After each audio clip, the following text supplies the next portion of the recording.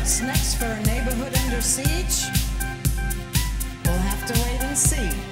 Reporting live, Sadie Sinclair, Channel 7 News. This is San Francisco. Welcome back to San Francisco. This is Tofu here, the editor of the show, doing the intro for this episode this time. This week's episode is a part 2 of last week's episode with Deeg and Toshio going over Deeg's experience organizing with LAGAI. So if you haven't listened to that episode yet, you can go ahead and listen to it either after or before listening to this episode, whatever is convenient for you. I really enjoyed listening to and editing this episode. As a non-binary POC in their mid-20s, learning about Deeg and LAGAI's history really makes me appreciate how much organizing work has been done, so that people like me and other oppressed, marginalized folks get a chance at life and to shape the world that includes all of us. If you want to support and help us improve the quality of the show, you can go to our Patreon, patreon.com/SadFrancisco. Proceeds will pay for the labor, editing software, transcriptions, hosting, and equipment we use for the show. And our patrons will have early access to episodes 3 days before they go live on public platforms. Thank you so much to our patrons and listeners for all of your support. Toshi and I can't thank you all enough for it. That's enough yapping from me. And now here is Deeg and Toshio. Doing some of the other stuff that we did for Stop AIDS Nowhere Else, it was very heavily logistics and planning and stuff. And so they became very complicated and had lots of components and lots of people. Those were all complicated. One of the most frustrating times was the ACT UP split, but that wasn't an action. That was since you started with that question, it was whole split was very difficult. Can you talk about that a bit from your perspective, what caused it? Well, a number of things caused it. One was just a fundamental disagreement about whether you should institutionalize radical organizations. So the opposite side of the split wanted to open an office and hire staff, which would have inevitably led to becoming a nonprofit and whatever, and raising money for the purpose only of having staff and having a paid-for office, which was kind of the model, I think. I don't know if ACT UP New York ever became a nonprofit, but they certainly had an office and paid staff. And what had happened is, with the 6th International AIDS Conference in 1990, must have been 1990, here, there was a big influx of people, and there was a big influx of people into ACT UP, which had been working on a kind of modified consensus model. And all of a sudden, we had a lot of new people who didn't necessarily believe in consensus and were of a different political bent. We had some men who had a fair amount of privilege, who were mostly interested in treatment issues and getting whatever drugs could be approved into bodies, their bodies, and anybody's bodies, but mostly there was the treatment issues people. And then the group had started to have, like, it had people of color caucus, and it always had a people with immune system disorder caucus. It had a women's caucus at one point, and lesbian caucus. I mean, it was kind of whatever. There were divisions that were already happening within the group, which is good, because otherwise it just becomes dominant culture without any obvious divisions. But we had a lot of new people into the group, and they didn't really buy the issue of consensus. So in the lead up to the 6th International AIDS Conference, which was a week of actions that we did a really good job with, we had several times where people walked out of the meeting because somebody would say, well, I'm blocking that decision. Like, I'm blocking the decision to boycott the conference. I'm blocking the decision for this.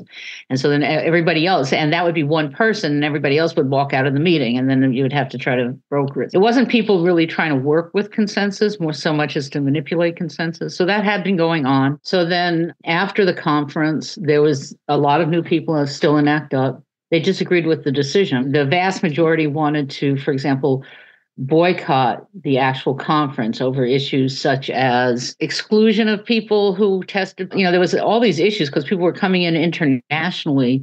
The United States had a policy about not letting in people with various diseases. They eventually agreed to suspend that policy for people coming in for this conference. And the pharmaceutical companies were very much driving this conference. I mean, as with every medical conference in history that I know of, the pharmaceutical companies are providing the money and the resources and flying in people and doing all this stuff. And so if someone just straight up blocks it under a consensus model, where do you go from there? You just go to the next decision and then... No. I mean, first off, if you're in a group who's trying to work with consensus, like LAGAI or gay shame or whatever, if somebody says, I'm going to block it, or I don't agree, we shouldn't do it, right? Whether they say it's a formal block or not, then you want to know why. And you want to reach out, you want to try to figure out what is the problem that these people who you respect are perceiving with the decision that other people want to take. Right. And so blocking should not be the end of the decision-making process. Blocking is a point in the decision-making process, which should not be reached lightly, because you should have had enough discussion before that you've been able to at least figure out the worst part of the plan and then adjust it, change it, fix whatever the problem is. Because a block basically means I'll leave the group if you're going to do this. I feel very strongly, and maybe I'm not going to leave the group, but I feel very, very strongly that we should not do this. So what should happen if somebody blocks is there should be discussion about, what could be done. But since in this case, there had been lots of discussion up to what should be done, and there were a few people who still wanted to do it, wanted to, participate in the conference officially, meet with drug makers, whatever. There were like at least 2 or 3 times where people walked out of the meeting and stuff, which showed that there was bad process happening and people not really understanding how to work with consensus. How many people were in ACT UP at the time? Do you remember, just a general? Well, coming to meetings right before the conference, there may have been close to 100. As the conference really built in, we started meeting like in the main room of the women's building. We had legal trainings, trainings in legal support and stuff like that. We had a big meeting before the conference, and there were hundreds because people would come in from all across the country. Those weren't really ACT UP people. I mean, they may have been ACT UP people. They weren't San Francisco ACT UP people. Afterwards, we maybe still ended up with meetings of 70 people or so. And the split occurred when there was a group of people who included Michael Petrellis and people like that, who were either from San Francisco or from New York, and who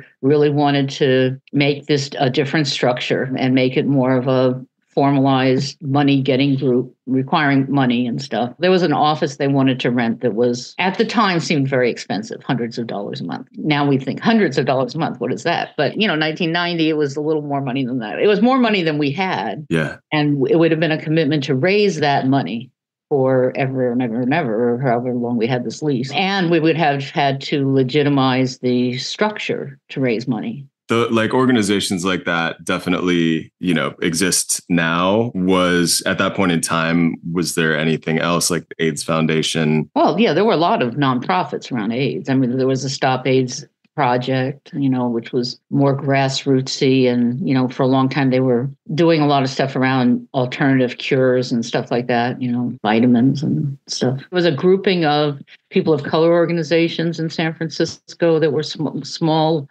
nonprofits that did, Stop AIDS work. There were a group around sex workers. Well, there was a few of them, but Coyote. And then they had I'd have to try to figure out the name of the group they had of women sex workers and stuff that was doing education in the jail. There was a lot of various kinds of nonprofits. So the people who wanted to go in a different direction and make it into a more formalized organization, they had just been working with ACT UP for a long time. And no, those had actually been with San Francisco ACT UP. Okay.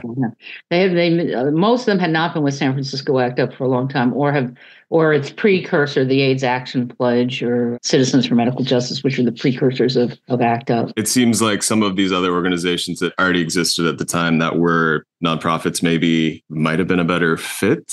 Well, no, because they wanted more militant actions, right? So okay, whatever was the basis of the action. Remember, there were like 3 Democratic clubs at the time that were queer: the Stonewall, Harvey Milk, and Alice Toklas, yeah, in San Francisco alone. And then there was a Democratic club in Oakland too. What happened to the Stonewall? Do you know? No, I don't really pay attention. Got subsumed. Yeah. Yeah, Angie Faw was more involved in that. You might talk to her if you wanted to get a history of that, because she was involved very heavily in Harvey Milk. So I don't think Stonewall still exists. I don't think so. And Alice B. Toklas is known as I think it's the more conservative, quote unquote, moderate Democrats of San Francisco. Was that the first time that you'd been in a situation where the consensus model had been the basis for split and people who thought differently not being able to move past a decision? Well, I've been in small organizations that use consensus. I'd never been in a mass organization that tried to use consensus. It's a difficult model if you don't actually have everybody, if people don't share a lot of common values and ideas. So one of the things that Charlie said around Bay Area Gay Liberation Bagel, and also like Linda Evans mentioned around SDS, I think it was after the split. I mean, it felt like these bigger organizations like both expressed to me that they wished that the organizations had been able to work past some decision, and that it was a really bad thing for the movement that these organizations that could claim more power because they're bigger. I'm really simplifying what they said to me, but obviously not in every case is it good to like for an organization to be big just for the sake of being big. What do you think is lost when organizations get to be in the triple digits? In the 60s, there was a pamphlet called Anti-Mass that was put out by Times Change Press. Cool. I still have a copy of it. I did not agree with it. And its concept is that you really can't organize a revolution in a mass way. Because, and it's really true in my experience, if an organization gets really big, the people who end up in leadership are the ones who, because there's always a leadership then, right? There's another model, which is the Livermore Action Group, Central America Pledge of Resistance, which is you're in a moderately sized affinity group who becomes part of a cluster of affinity groups who then become part of some kind of spokes council or whatever. And that model works fairly well for planning like a mass CD thing. It worked pretty well for the Stop the War in Iraq stuff back in 2001. It worked for the Central America. It's worked for the Livermore Action Group for years. But you still end up in these organizations with some people who have disproportionate amount of power, either in their own little affinity group or in the rest of the organization. So then the question becomes, do you want to then democratically elect those people who are going to be in leadership, or how are you going to do that? Or are you going to create a structure that doesn't require that an individual be the person who is one or more individuals become a central committee? And I think that's the question of our lives as a movement, frankly, is how do we do that? It's certainly a question that came up with the Panthers. It's a question that's come up with every group who we've either seen or been involved with. We have dynamics at the gay shame meetings that we don't discuss them, but we have them. In the women's movement, we discuss the dynamics to death, and the lesbian movement. But I think there's a problem, which is that when you get to large organizations, who wants to be in leadership is a specific subset of the people. And they are not necessarily the people you would want in leadership, but you don't actually want that concept of leadership. But we have been raised in this society that's a very hierarchical society. So it just becomes really difficult. And you can deal with it in a small group. You have 8 or 10 people, you can deal with it. And you can say, oh, that's just so-and-so, or let that one have their way on this. You can do whatever, right? You can say, it's not that important to me whether we do this action or not. It's easy to do with small groups. It is not that easy to do in big groups if they're in the media's eye. So, I mean, JVP has Jewish Force of Peace has a very formal leadership structure. And nobody's going to go out and endorse something without the approval of the, whatever their agreed upon leadership is. It's a different style of organizing. Yeah. What is being in the public eye? What does that change in terms of dynamics? Well, one, it promotes somebody as being the so-called leader, and people who have access to the media then take on a higher profile in the group. 2, mistakes are very public. And the things that you do that don't work out are kind of public in a way that, LAGAI can screw up and, a few people will be mad at us, but that's it, So the more you're in the media, the more attention is being paid to what you're doing. So I think all of that, it's all different. It's different as you grow larger and have more, quote, influence. And then the media is picking and choosing who's going to be that, so Betty Friedan, who was the so-called originator of the women's movement, she wasn't. She didn't speak for most people in the women's movement. And then in history, when people look back, they see the section of the movement that was in any way allied with Betty Friedan and ignore all the millions of collectives that were doing all kinds of stuff. So it also becomes a historical fact then of who did what. Right. So in LAGAI, it feels like for the most part that was avoided, the Betty Friedan character. Well, yeah, we never were spotlighted as the leader of anything. We've had people in LAGAI who were more star quality than others, like, Teddy, but mostly LAGAI has not had a lot of people who wanted to be a star, be center stage or whatever. Yeah. Did that ever cause conflict? Teddy sort of being I would imagine in some cases, Teddy was part of documentary, The Word Is Out. So the media would probably go to Teddy before other people if they were, a lot of people thought of A lot of people thought of LAGAI as Teddy's group for a while. They say, "Oh, Teddy's group." And you say, "Yeah, well, like with Gay Shame, I think, like Rollo or Eric's group sometimes, or Matilda's group back in the day. Group. Yeah, Matilda back in the day, exactly. And that's hard for a group, and it's hard for that person. It's particularly hard for that person if they don't want to be in the center, but which, as far as I can, a lot of people who are in the center are in the center because they want to be. So, but it's hard for the group sometimes. And there were some dynamics that happened in LAGAI in the beginning that, centered around Teddy. But, Teddy left the group a long time ago and then he died. So why did he leave? Was it a moment of, I don't know, the group? No, he didn't leave. Splitting?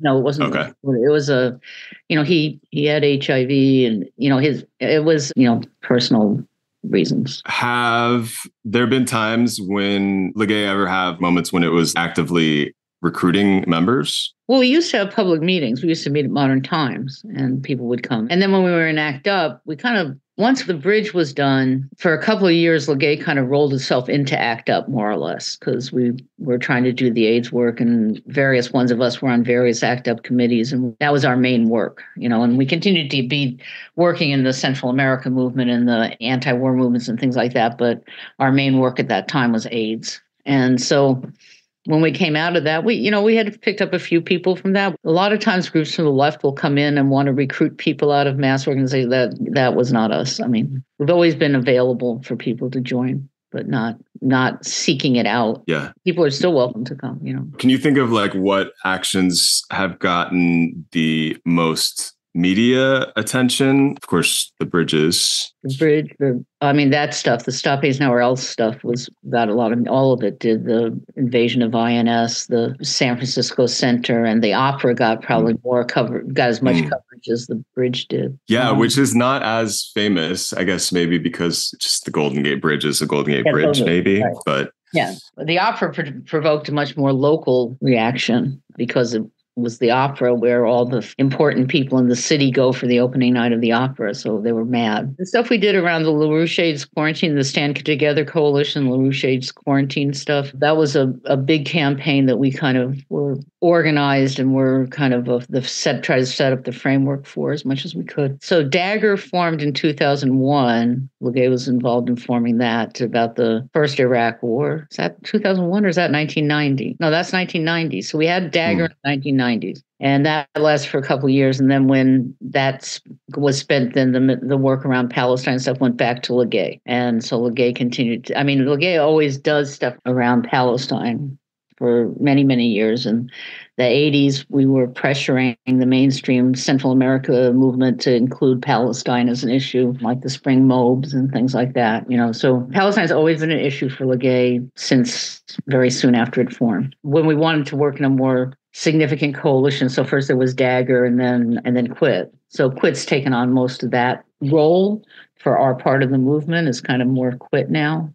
And LAGAI maintains the ultraviolet and stuff. But I think the people who are involved in Quit are also LAGAI adjacent. It's LAGAI adjacent. So. Yeah. One thing I haven't asked very much about is the centrality of being queer and making that part of the message that LAGAI and Quit put out. Of course, there is gay or lesbian or queer in the names. But beyond that, could you talk about how you in LAGAI have pushed that angle, the queer angle of every issue? Yeah, that's what we do. When I was in high school, I was both active in the anti-war movement against the Vietnam War, that particular war, and supporting civil rights, or at that time, that's the transition time between civil rights and Black Power. And I'm also dealing with being gay as a young person with no actual real support at that time, because it's the 60s, and it's considered to be a bad thing. And it was considered to be a bad thing in the left. The Communist Party had a no gay rule, and the Trotskyists had a closet rule.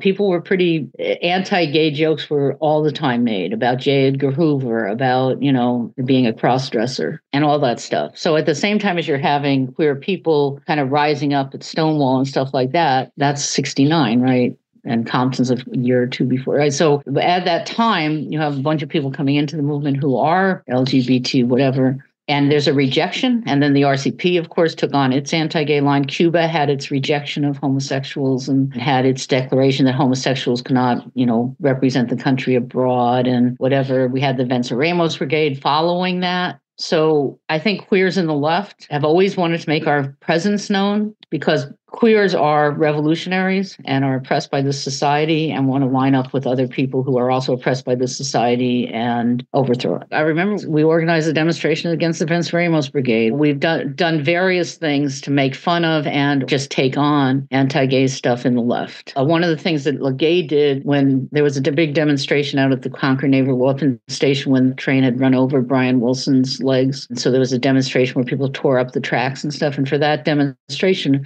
we put out a flyer that was called 100,000 Dead from AIDS, Where Were You? Because the mainstream straight and left still was not taking AIDS seriously. They didn't care. Then there was a couple of years where they were like, oh, act up. We need them at our demonstration.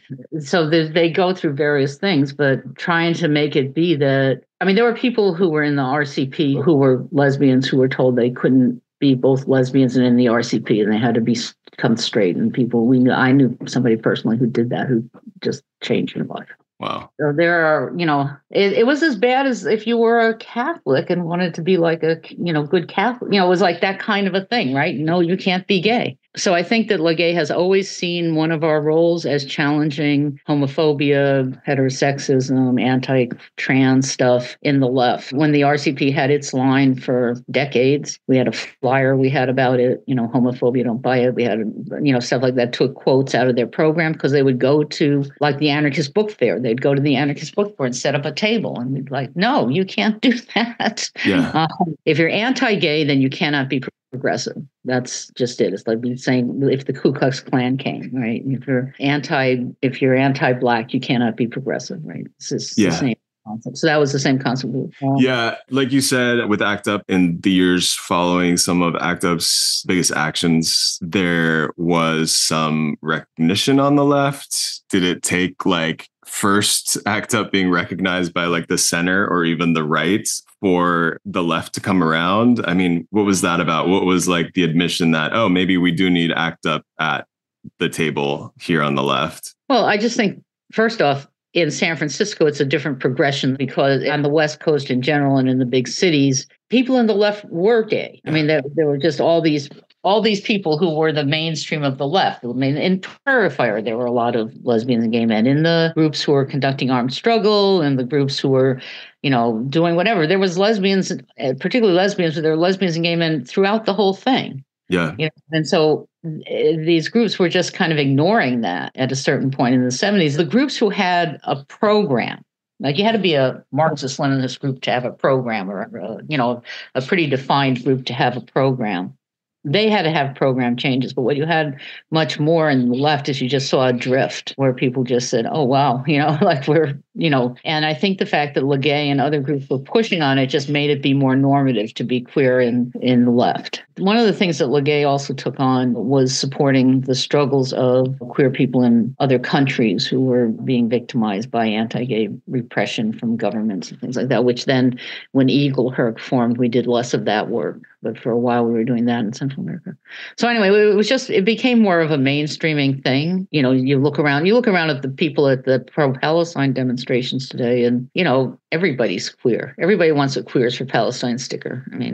Yeah, it's true. Yeah, it definitely has changed a bunch. Certainly, going to Critical Resistance, for example, when I was there, it felt like the majority of people were queer, but it was an unsaid thing. Right. And that it's not important. Why, again, it's going back even to what Clara Frazier said about back in 1960 something when the radical lesbians disrupted a women's conference. And she said, lesbianism is a bedroom issue. And it's kind of gone back to that, which is, okay, so you're queer, but why are you bringing it up here? Why does it matter? And I think it matters for a lot of reasons, because I think in the end, being queer is an anti-capitalist anti-capitalist, anti-colonialist, anti-establishment decision, a way of being, and deciding to affirm that is should be a revolutionary act. And it's true that they kind of have conducted a big pacification campaign around it in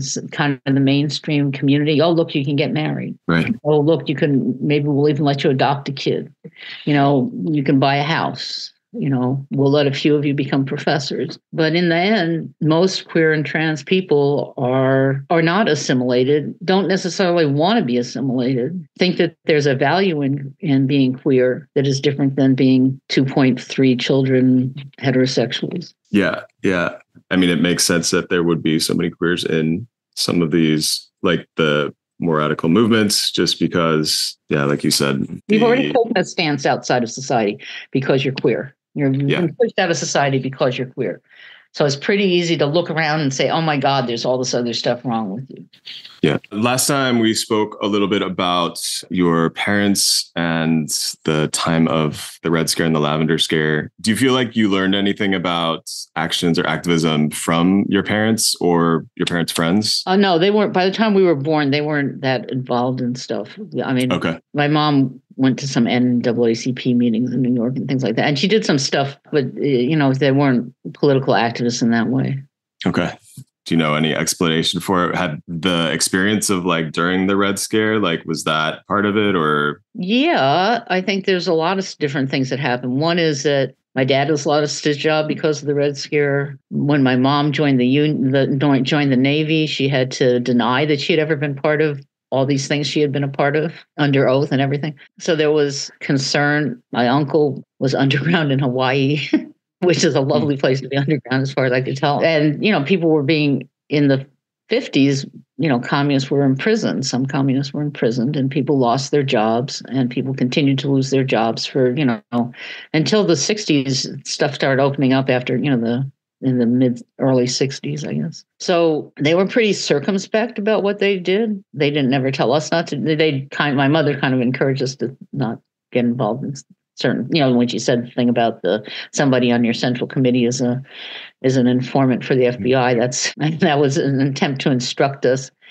We knew they were progressive, but we didn't learn about organizing from them because there was a big gap in the movement. Thanks to the Red Scare. I mean, there was the generation who had been active in the 30s, who were our parents' generation, and often were our physical parents. And then there were the people who became active in the 60s and really the late 50s. But most, I was baby boom, but there were people who became active before that, and not that there weren't people to continue on, but very few people were continuing on. So there was a big discontinuity in the movement between that generation and my generation. Much, much more discontinuity than there is now between my generation and the various generations who have come up since then. People who became adults in the 90s, 2000s, whatever. There's been a continuous movement. It hasn't always been large, but there's been always a continuous left movement going on. It was different for the baby boom. Yeah. Yeah. People, I guess, talk about in San Francisco, New York, people as a result of having to put energy into the HIV struggle that, there's a gap, but actually, I don't know that people obviously there's fewer people from that time, the people who died, right? But it's not as if HIV, AIDS, that actually got people involved who maybe wouldn't have been activists, it seems like. So, yeah, I think in the late 80s and early 90s, AIDS activism was the strongest part of the left. It was really shocking to me when I went to the rally for the 78 people who were busted on the bridge at the Hall of Justice in San Francisco for their arraignment. And people were talking about the history, there's all these groups who fought and done civil disobedience and done this, and not one person mentioned AIDS activism. And yet I think AIDS activism carried the left through a decade. Because before people started working around AIDS, the AIDS movement, the gay movement had really shrunk, and it shrunk down to these kind of mainstream, the Democratic clubs and things like that. When I first moved here, there was this whole, the clones, the Castro Street clone, it's a social thing and a very Luxist thing. It just wasn't it wasn't a very vibrant. I joined a group, Solidarity, Lesbian, Gay Liberation, when I first moved here in 1980 or 1981, something like that. But it wasn't very vibrant. And also the split between lesbians and gay men that had occurred in the 70s. The AIDS activism really kind of pulled the queer community together. And it also was the strongest part of the left, really. And people from the queer community were also doing Livermore. They were doing the Central America stuff. They were doing stuff at the test site, anti-nuclear stuff.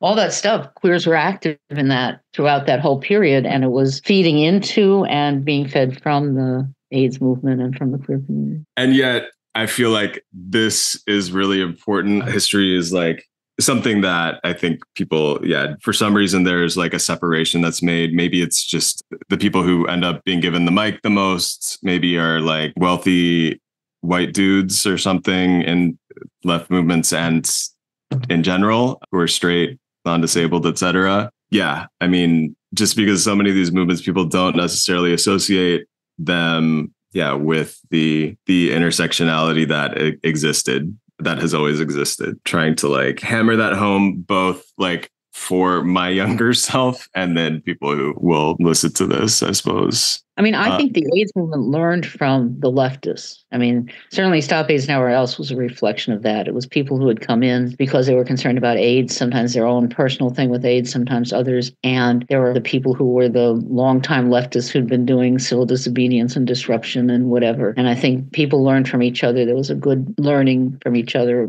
during that time. I think ACT UP was another place where people just blended in together and shook stuff up ideologically, shook stuff up organizationally, like that. Yeah. What are the issues that you feel like have gotten the most pushback from other, I guess, people who would be LGBT, I suppose? Where are the topics or the issues, movements that face the most pushback within the umbrella? Well, I think issues of class and issues of incarceration, posing the prison industrial complex. Those, I think, are pretty controversial in the queer community at large. And I also think that the whole issue of how you're going to build a movement, the idea that you would have like anti-authoritarian structure to a movement is extremely controversial in the movement. I mean, it's even this whole issue of how do we try to be safe at demonstrations or actions? And does that mean setting up our little private security force who goes from demonstration to demonstration and has this certain model?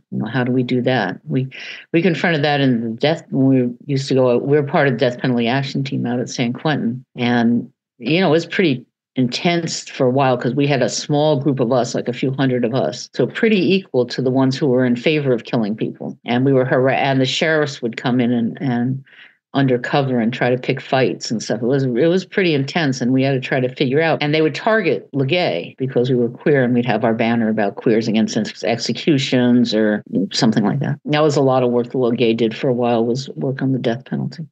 And we had to figure out how were we going to try to keep ourselves safe at these demonstrations, which were in a pretty scary place and dark and at night and drinking and all that stuff. So I think that issue of how to do security at demonstrations and actions and how to organize ourselves, it remains a big issue for everybody. How you've seen them like talked about and the stories told of these movements, how does the most public facing or the individuals and the stories that the mainstream harps on, what effect does that have on how we remember movements, basically? I think there's a few different parts to what you're saying. Like, one, I think there was a time where the trans movement was less differentiated from the rest of the queer movement, like with Stonewall. Okay, so yeah, there were trans people. First off, advances in medical stuff and gender affirming care, it's just a time thing. But in the beginning, in the radical queer struggle, trans people were a part of that struggle. As soon as the Gay Activist Alliance started in 1970, trans people were seen as destructive to their goal of being mainstream.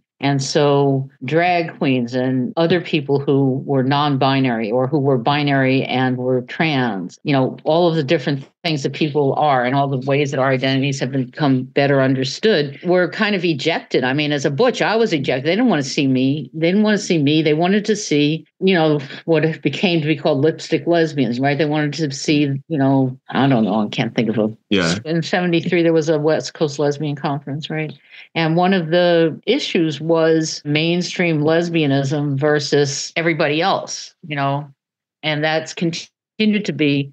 It still is true that there is a large, now, so then they started having at Pride in San Francisco family day, right? So the Saturday before the Sunday parade was family day, to point out the fact that we have families and are, not so queer after all, just all these drag queens and people going down the street as part of the Pride parade. That's just one thing. But see, here we are, normal people. The struggle to get into the military, which LAGAI always opposed that, because, we didn't favor kicking people out of the military, but we opposed fighting for being in the military. We also were part of the demand to stop recruitment in the San Francisco schools.